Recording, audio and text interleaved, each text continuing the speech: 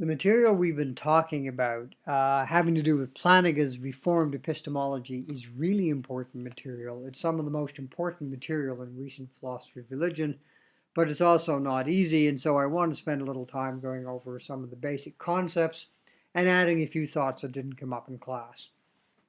So, on Plantinga's older view, whether someone was justified in believing something was a matter of whether they'd done their epistemic duty.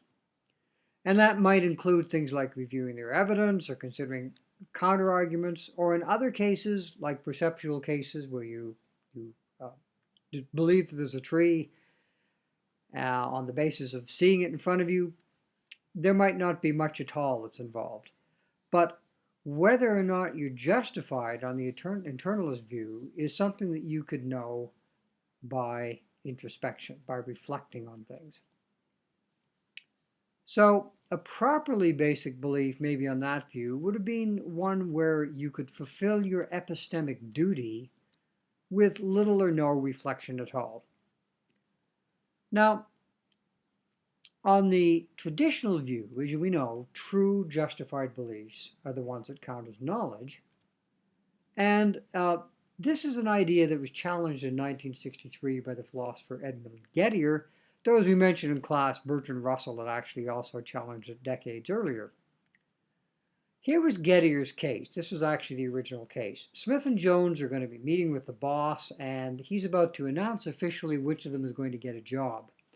In an earlier conversation, the boss has actually told Smith that Jones will be getting the job. So Smith is sitting there, he's got this information, but he's keeping his mouth shut. And Smith also has watched Jones go through a process of emptying his pockets to look for something and then putting his change back in. And so Smith noticed that Jones put 10 coins back in his pocket just before the meeting. So here's Smith sitting here waiting for the boss to drop the news. And his mind idly flips to this fact that Jones is sitting there. Jones is about to get the job, and Jones has 10 coins in his pocket. So Smith forms the explicit belief the person who will get the job has 10 coins in his pocket. Now, as it turns out, Smith is right, but the reason he's right is that actually the boss has changed his mind between talking to Smith and coming into the meeting.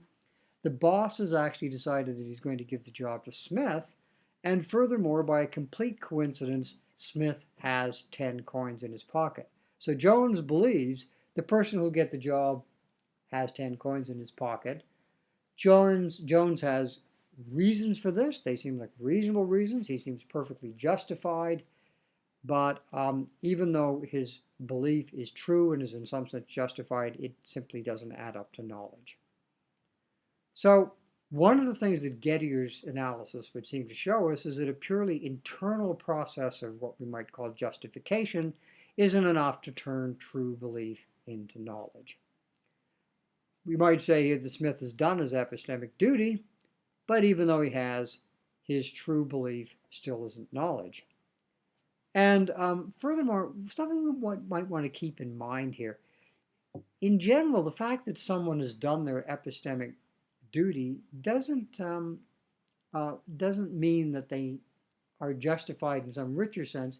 It only means that they're not subject to a certain kind of criticism. Someone who has very poor information and who isn't a very good reasoner might do their level best to try to think their way through a situation. They've done their epistemic duty because they've done all that they can do, but if their information is low grade and their thinking processes are not very good ones, then in a larger sense this wouldn't add up to much of a justification. That's not the point about this particular example, but it's a reason for wondering in the first place, quite apart from Gettier examples, whether doing your epistemic duty could justify your beliefs in a sense that would turn true belief into knowledge. So one of the things that's been a result of Gettier's examples is the development of views in epistemology that are called externalist views. And externalist views say that to know something, we have to be connected to the truth in some reliable, non-accidental way. And the word reliable here is important. Many forms of externalism are called species of reliabilism. So we need an extra condition that turns belief and truth into knowledge. And this extra condition is going to be something that we can't just spot by introspection. That's why it's called externalism. Whatever it is that makes us reliable in connection with certain kinds of beliefs isn't something that we can be guaranteed to come across just by thinking about it or by introspecting. Plantinga, like many other philosophers, has come to adopt an externalist perspective on knowledge, and that enters into what he has to say now about belief in God, and makes what he has to say now different from what he said when he originally published the article in which he argued that belief in God could be properly basic. So Plantinga is a kind of externalist, and on his view, we know something if we have a true belief and if it was produced by what he calls a properly functioning cognitive mechanism. A mechanism that is doing the job it was, so to speak, designed to do. Now, I say so to speak because the notion of proper function here is one that an evolutionary thinker might appeal to, giving a kind of evolutionary or natural account of proper function. But it might, of course, also include a notion of proper function that has to do with the designer. And at least for Plantinga, that would be important. So you've got to have a properly functioning cognitive mechanism, and it's got to be operating in an environment where it really can work properly. What would be a typical example? Well, our perceptual beliefs, at least we think, would normally meet this criterion. Most of us, most of the time, we think have properly functioning perceptual systems. Most of the time when we come to hold a perceptual belief, there's a tree in front of me, whatever it may be, that's going to be an example of a belief formed by a properly functioning cognitive mechanism in a suitable environment. And so typically beliefs like that would be knowledge on a view like Plantinga's and on many other externalist views. Other kinds of beliefs may call for more. They may actually call for explicit chains of reasoning, an explicit consideration of evidence. The cognitive mechanisms in those cases are going to be more complicated, but Plantinga and others think that they can extend their analysis to those kinds of cases. Well, in the case of religious belief, Plantinga brings in an idea that gives the view its own particular twist. It's the idea of the sensus divinitatis. The sensus divinitatis. This is an idea that first shows up in the religious thinker John Calvin back in, if I remember correctly, the 16th century, though I don't trust my dates on that. And it was part of Calvin's view of how we know God. Calvin thought that we come into the world with an inherent ability to be aware of God, a sort of inherent awareness of God. And this is certainly something that would match at least a superficial examination of what things are like for a lot of people. A lot of people, in very many circumstances, take themselves to have this sort of awareness of God. Now, you can make of that what you will, but it seems to be a sort of widespread fact about human experience and psychology. And this sense of God, according to, pardon the duplication here in the slide, this sense of God, this sense of God's presence, Calvin thought was something that was instilled in us by God, that is kind of designed into us by God, and he gave it the Latin name, the sensus divinitatis, the sense of the divine. So, you could point out that not everybody has this sense. You could point out that there are people who either have lost it or never seem to have it in the first place. But Calvin and thinkers like him would take quite seriously the idea that in various ways, they would say through human sin, this has been corrupted in us. This is a faculty that's kind of gotten corrupted and needs to be restored. Thinkers like Calvin would even have things to say about how grace and the Holy Spirit and so on can restore this faculty. But this is supposed to be a genuine feature of the human cognitive system. It's what allows us to know that there's a God. Now, what Plantinga says is if there is a God like the God of classical theism, we might even expect that we'd have something like the Sensus Divinitatis, or in any case, it wouldn't be surprising. There'd be nothing surprising about the idea that God would want us to be able to know God.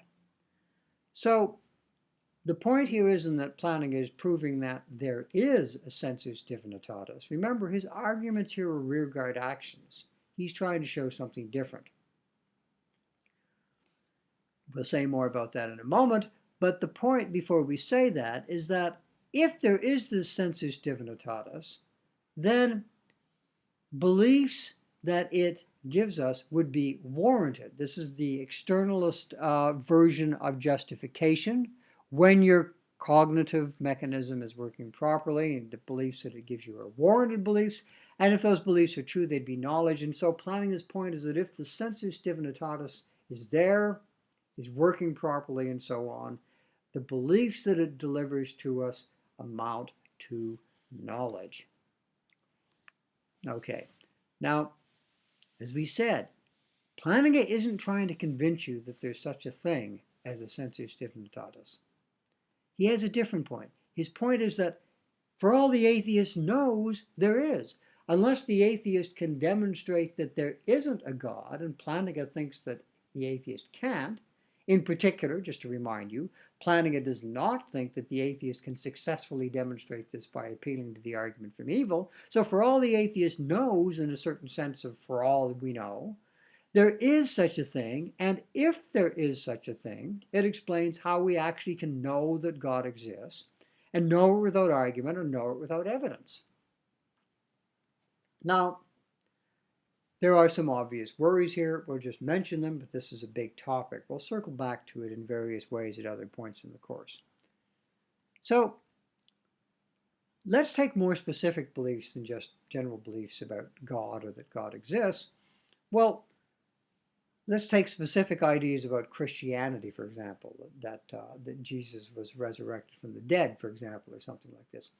Well, Plantinga is actually prepared to carry the idea of the Sensus Divinitatis into the realm of very specific religious beliefs. He has more to say. He adds some things about the Holy Spirit, but the general idea is the same. So if we take something like specific beliefs of Islam or Christianity, or Hinduism or whatever, then we have this situation, we're going to come back to this later in the course, where there's all kinds of disagreement. I mean, Christians don't believe what Muslims believe, and they don't believe what Hindus believe, and so on and so forth.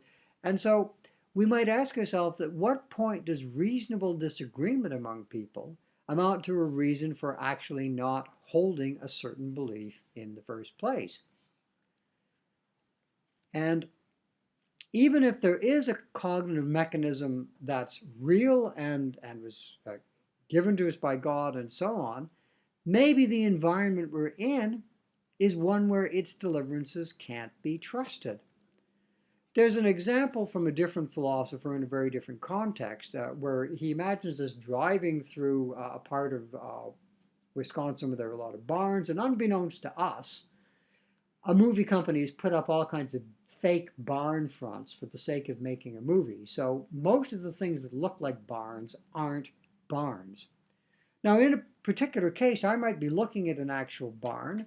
My perceptual system might be functioning just as it should. I come to believe that there's a barn. It's true. It's a belief that was formed on the basis of the action of a properly functioning cognitive mechanism. But the trouble is, in this case, it's not in a suitable environment. And so I don't actually know, even though I have this mechanism that's functioning properly. Well, is there a similar problem about religious knowledge? If we take the fact that we have all of these various religious beliefs that differ quite sharply, does this put us in a situation that's something like what some people call barn county? Okay, is specific religious belief in a similar position to this? Or might the reply be that, well, false religious beliefs are formed by a different mechanism. It's not just that the environment is wrong, it's that there's a different mechanism at work. But even if that's so, does it matter? Later on in the course, we're going to be talking about the problem of religious diversity, the problem of what we make of religious beliefs when we find ourselves in a context where there's so much disagreement about them.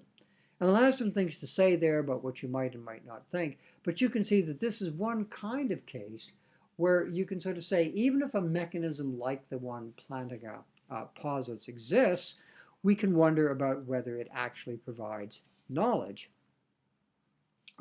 It's not entirely clear that it does, because it's not entirely clear, given the way that we think about knowledge, that it's just a matter of the functioning of a certain kind of mechanism. Now, pardon me for the extra slide here. We'll get rid of that. But the point here is this, is that externalism clearly has a role to play in the theory of knowledge. What Plantinga is trying to do is take an externalism and turn it into a way of showing that we can have knowledge of God. Maybe we can have knowledge of God, and maybe an externalist story is part of that, but there are some worries that we might still have about when it's rational to believe something given the presence of reasons for doubting it, even if the belief is formed on the basis of an otherwise properly functioning cognitive mechanism. So keep this in the back of your mind, but more to the point, think of examples of your own. Give some thought to what you would say about this story that Plantinga tells us. But as I said, we'll come back to related matters later on in the course.